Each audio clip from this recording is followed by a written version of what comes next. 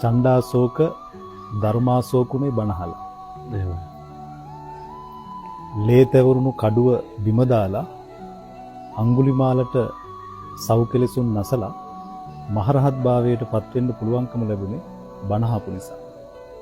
සියල්ල අහිමි වූ පටාචාරාවට සදාකාලිකව නිවී ගියපු කාන්තාවක් බවට පත් වෙන්න පුළුවන්කම ලැබුණේ බණහපු නිසා.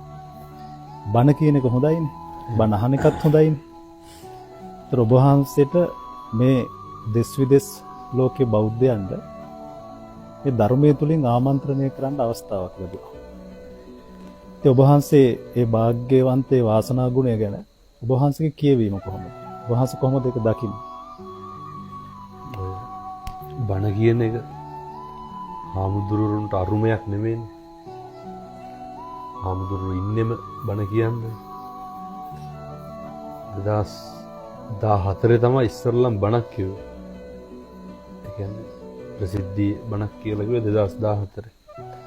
එතකොට මම දැන් අවුරුදු 11ක් විතර බණ ධර්ම දේශනා වලට සම්බන්ධ වෙනවා. ඒක අර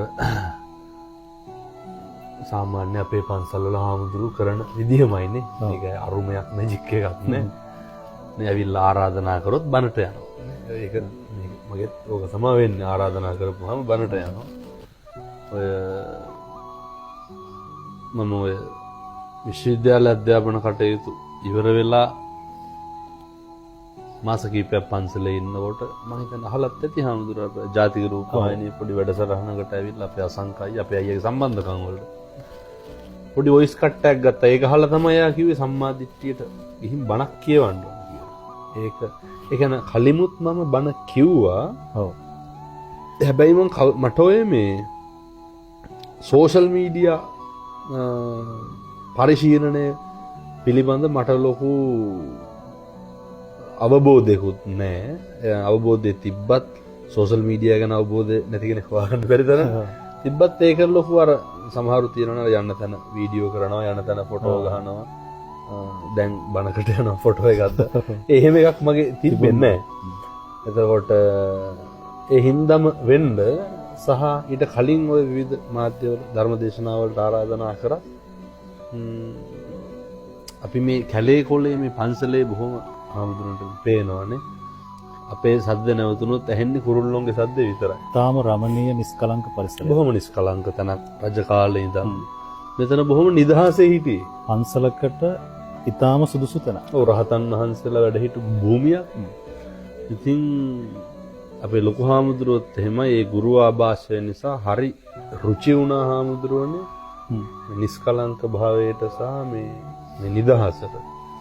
නමුත් අර ජාතික රූපවාහිනිය කරපු දේශනාව එක දේශනාවයි සිද්ධ කරේ. මම හිතනවා ඒක මීට අවුරුදු 10කට කලින් කරත් මේ තත්ත්වෙම තමයි.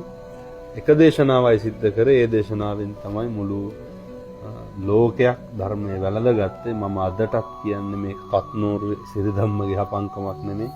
මේ තමයි හාමුදුරනේ ධර්මයේ තියෙන ආශ්චර්ය, මේ ධර්මයේ හාස්කම. මේ තමයි බුදුහාමුදුරන්ගේ සිවුරේ කාලික ගුණය, අකාලික ගුණය, මේ සිවුරේ තියෙන බලය කියනවනේ හාමුදුරනේ සම්දිට්ඨිකෝනේ, සාන්දෘෂ්ටිකයිනේ මේවා.